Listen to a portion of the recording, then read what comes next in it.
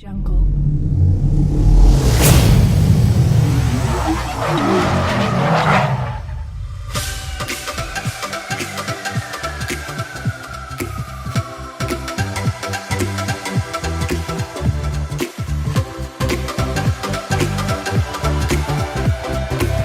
Since 2002, the Mini Cooper has had things all its own way. There is no shortage of hot hatchbacks on the market, but there is a shortage of ones, like the Mini, that have an inherent showroom appeal and a hefty dollop of cheek to accompany their performance and handling. The Fiat 500 Abarth aims to redress the balance. The Abarth brand was reborn in 2007 with the Punto Abarth, but the bigger news is this 500, which followed with a 1.4-liter turbocharged engine in 2 stages of tune, depending on whether it's in standard form or with the optional SE's SS Performance Pack. The SE's components can be fitted when the car is new, or anytime during an Abarth 500 second's first 12 months. In its SE's trim, the Abarth 500 is the closest competitor there is to the Mini Cooper S, at least in terms of conception and image. But can it match it for speed and interaction too?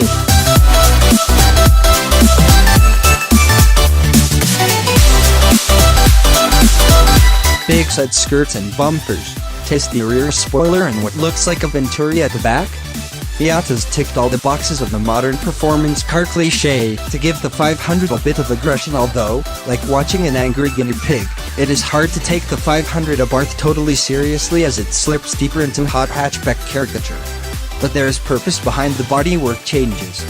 Much of the 500 second's front end has been redesigned to accommodate the 1.4-liter engine with its turbocharger, and then find a way of cooling it, hence the deeper, vividly scooped front bumper. Moreover, the vertical slashes on the front and rear bumpers provide the brakes with, or relinquish them of, cooling air. And the 2 exhausts are both functional. It isn't unknown for one side to be totally false on some performance cars. Despite Fiat's claims the 500 Abarth has spent hours being wind tunnel honed, it's hard to imagine the diffuser achieving anything other than getting itself slightly grubby, but, conversely, the roof-mounted spoiler does seem to reduce dirt buildup on the rear window. Thrown out at the time of the body Dutta's introduction are all the Fiat badges. Fiat would have you believe that this is an Abarth 500, harking back to the days when Abarth was considered a manufacturer in its own right. Instead, there are Abarth's Scorpion logos aplenty, Scorpio being company founder Carlo Abarth's zodiac sign, some of them standard, some optional. Over the standard 500 Abarth, which itself gets 16-inch alloy wheels and new springs and dampers for its McPherson strut front and torsion beam rear suspension, the SE's pack brings with different springs and dampers again, and 17-inch alloy wheels, as well as bigger brake discs and its power increase.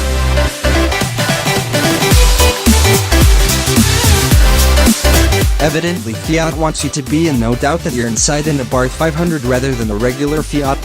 The general cabin layout is 500, of course, because the cash pot isn't so big that a major redesign is possible, but in the detailing, and lots of it, it's pure Abarth. At least, what Fiat perceives modern Abarth to be.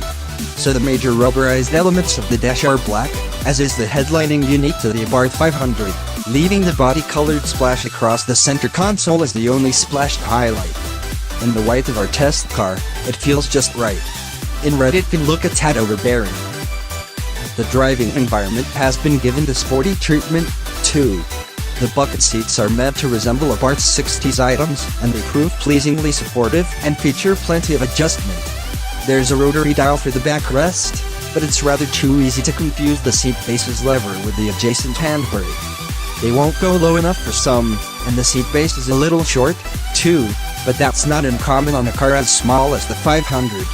Pedals are, naturally enough, alloy. The racing pedals, as advertised, is stretching it a bit, and the steering wheel has the now obligatory flat spot at the bottom. Fortunately, not too much of it is flattened, so it's almost as functional as a typical round wheel, while its sculpted hand grips feel good, as does the leather-finished gear lever. Other Abarth treatments included turbo boost gauge and shift light, and a sport button on the dash, which does the opposite to Fiat's usual city button. Instead of lightening the steering feel, it adds a bit of weight. It also changes the shift light from an eco mode to a performance mode. The rest of the interior is generic 500, adequate space for those in the front, small rear seats and a small boot.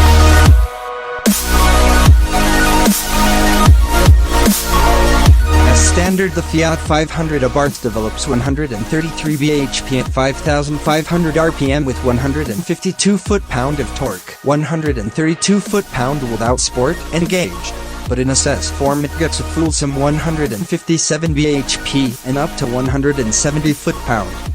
There are no serious mechanical changes in the engine to achieve the greater power output, as is fairly typical these days. But there's a new air filter, which adds a bit of volume to the induction noise and helps it breathe more freely, while there's a revamp too.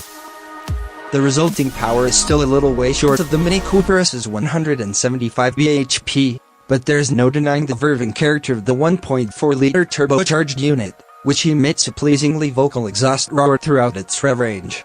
From low revs, the 500 Abarth wants a delay before beginning to deliver the power you've asked from it, but once it's beyond around 3,000 rpm it's as responsive as you could reasonably ask, and it pulls through to the other side of 6,000 rpm. Peak power is at 5,750 with decent conviction and that raspy exhaust note.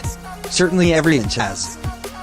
In a straight line, the 500 Abarth managed to chirp its way to 60 miles per hour in 7.6 seconds. The standard traction and stability control cannot be switched out, despite slash because of its 1135 kilogram tested weight, full of fuel but otherwise empty, and the fact it can hit 60 miles per hour in second gear. It feels about that fast, too. As well as the power increase, SS-equipped Abarths come with bigger brakes, 284mm ventilated and drilled discs at the front, and 240mm drilled ones at the rear, and there's certainly nothing wrong with the way the 500 Abarth stops. Its braking distances of 46.8 meters from 70 miles per hour in the dry are impressive, and there's precious little fit even after a few laps of our dry handling circuit.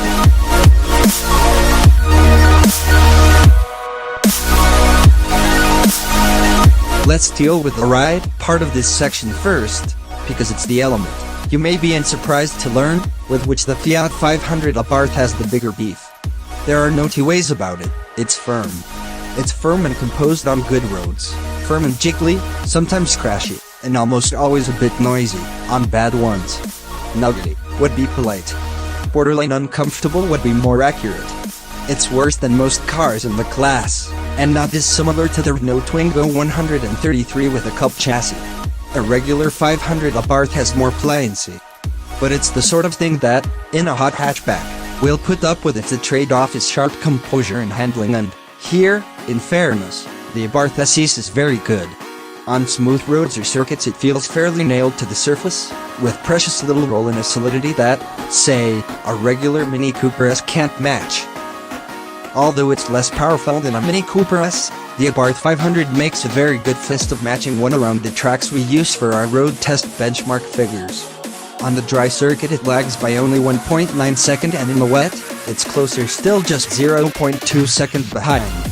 But as surfaces deteriorate again, the SE's options begin to take their toll a little. There's just so little give during spring compression that the car feels skipped from bump to bump rather than absorbing them en route. It gets better as speed rises, but a Clio 197, for example, does it better. The Abarth does steer pleasingly, though, with a fine speed and weight to the system, and decent linearity and some feel of front-wheel grip levels, albeit with a hint of springiness around the straight ahead and a touch of torque steer. If you deactivate sport mode it gets lighter, which is better around town, but you lose some of the feedback.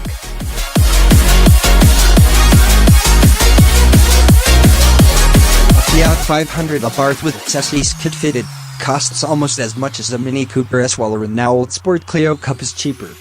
But the little Fiat comes with a decent range of equipment, including air conditioning and a CD player with MP3 capacity, auxiliary sockets, and its pretend limited slip diff. It's also predicted to retain a decent proportion of its value thanks largely to brand kudos and relative rarity. Economy is respectable, too, at 27.5 mpg over the test period. That compares with an official combined consumption figure of 43.5 mpg.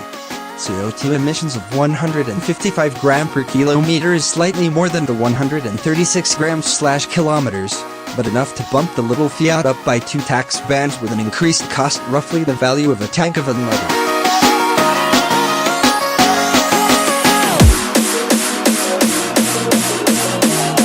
There are measurably superior hot hatchbacks to the Fiat 500 Abarth. Some go faster, corner more quickly, are higher powered and lesser priced.